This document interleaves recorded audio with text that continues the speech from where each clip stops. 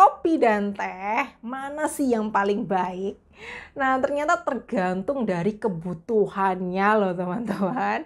Makanya kali ini kita bakal bahas tentang pro dan kontra perbandingan antara kopi dan teh dan mana yang paling bagus buat teman-teman semua. Oke, yang pertama keuntungan dari kopi. Nah, kopi sendiri itu zat yang paling utama adalah kafein. Dimana kafein ini merupakan zat stimulan dan zat diuretik.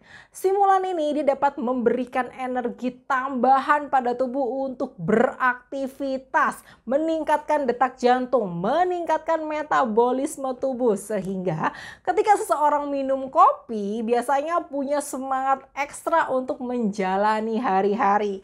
Nah, kafein pada kopi itu kadarnya lebih tinggi daripada teh nih teman-teman, dimana biasanya satu cangkir kopi mengandung 60 hingga 100 mg kafein yang sangat bagus banget untuk memulai hari-hari. Kafein sendiri terbukti dapat meningkatkan kewaspadaan dan merangsang aktivitas otak serta menurunkan resiko penyakit Alzheimer atau pelupa pada seseorang. Kopi juga kaya akan polifenol, flavonoid, dan asam kloragenat atau CGA, di mana CGA pada kopi dapat membantu menurunkan resiko munculnya plak pada pembuluh darah, yang terbukti dapat menurunkan resiko penyakit jantung maupun resiko penyakit stroke nih teman-teman. Selain itu, ada beberapa penelitian yang menemukan bahwa kopi dapat menurunkan resiko kanker seperti kanker paru-paru, kanker usus besar, kanker kandung kemih maupun kanker rektum.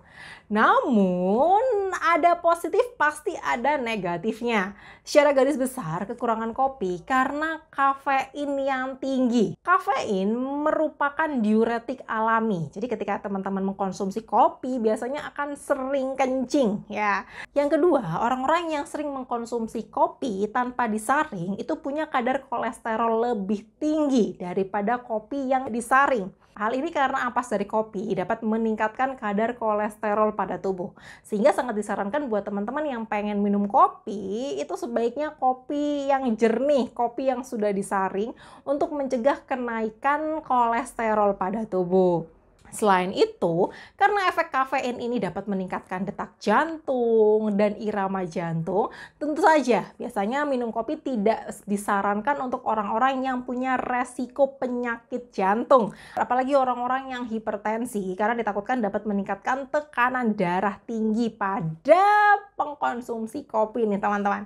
Konsumsi kafein berlebih juga dikaitkan dengan peningkatan kecemasan dan kewaspadaan yang bikin seseorang merasa gelisah. Apalagi kalau udah kecanduan kopi ya, kecanduan kafein, biasanya bikin teman-teman lebih gampang panik, sulit tidur, bahkan mengalami gangguan kecemasan jika mengkonsumsi kafein berlebihan, lebih dari 400 mg per hari. Namun jika kopi dikonsumsi dalam batas wajar, 2-4 gelas per hari, maka kafein ini dapat membantu meningkatkan kesehatan pada tubuh nih teman-teman. Nah, selanjutnya kita beralih ke teh ya. Teh itu juga mengandung kafein, namun jumlahnya lebih rendah daripada kopi, sekitar 40 hingga 50%-nya. Nah, kafein pada teh juga dapat meningkatkan kewaspadaan, walaupun lebih rendah daripada efek kopi. Namun, teh mengandung L-theanin. Ya, L-theanin ini dapat mempengaruhi otak, meningkatkan aktivitas gelombang alfa pada otak, sehingga membuat kondisi mental teman-teman lebih tenang dalam menghadapi masalah. Jadi mencegah munculnya kecemasan ketika mengkonsumsi teh nih teman-teman. Efek L-theanin ini juga dapat menurunkan tingkat stres dan depresi pada seseorang ketika mengkonsumsi teh. L-theanin terkandung pada teh biasa maupun teh hijau, namun kadar yang paling tinggi ada pada teh hijau. Teh juga mengandung tinggi antioksidan, terutama EGCG dan katekin. Nah, katekin dan EGCG terbukti dapat membantu melawan sel-sel kanker, terutama sel kanker pada leher, paru-paru, prostat, payudara, maupun pankreas. Selain itu, antioksidan pada teh memberikan efek positif dalam menurunkan kadar kolesterol dan tekanan darah pada tubuh. Orang-orang yang rutin mengkonsumsi teh hijau dapat membantu menurunkan kadar kolesterol jahat dan tekanan darahnya sehingga membuat lebih stabil. Yang terakhir, EGCG dan katekin pada teh hijau itu terbukti dapat menahan nafsu makan seseorang. Jadi bikin kita lebih kenyang ya. Nah, efek ini sangat bermanfaat dan sering digunakan sebagai suplemen untuk penurun berat badan nih teman-teman. Ada positif pasti ada negatifnya ya. Negatifnya teh karena dia juga mengandung kafein, ketika dikonsumsi dalam dosis yang tinggi tentu saja dapat meningkatkan detak jantung, menyebabkan kecemasan, bahkan membuat susah tidur, gelisah dan mual.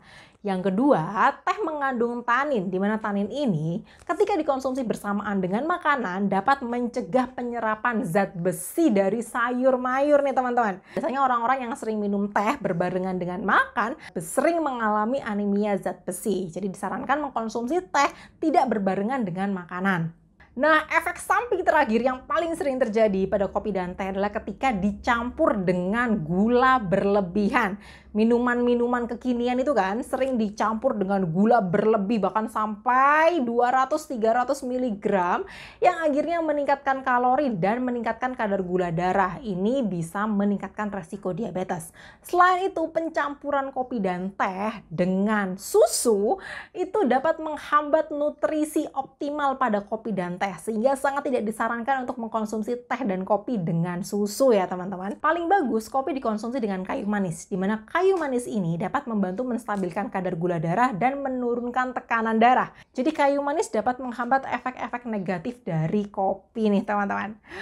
Paling bagus, terutama teh hijau, dikonsumsi dengan jeruk nipis atau lemon, di mana mencampur teh hijau dengan jeruk nipis atau lemon plus madu alami dapat meningkatkan kadar antioksidan dan antibakteri pada teh hijau sehingga lebih bermanfaat pada tubuh nih teman-teman. Nah, lalu mana yang terbaik antara kopi dan teh? Tergantung dari kebutuhan teman-teman nih. Karena kopi sendiri itu tinggi akan kafeinnya. Bagus untuk teman-teman yang membutuhkan asupan energi optimal untuk beraktivitas atau berolahraga ya, sehingga membantu meningkatkan kewaspadaan dan metabolisme pada tubuh nih. Namun jika teman-teman sering bekerja dalam tingkat stres yang tinggi, membutuhkan kestabilan emosi sekaligus kestabilan tenaga, maka sebaiknya memilih teh untuk dikonsumsi setiap harinya. Nah, itu tadi beberapa perbandingan antara kopi dan teh ya teman-teman. Kalau ada pertanyaan atau ada yang ingin didiskusikan, silakan komentar di bawah ya. Dan dari teman-teman, see you di video selanjutnya. Bye-bye!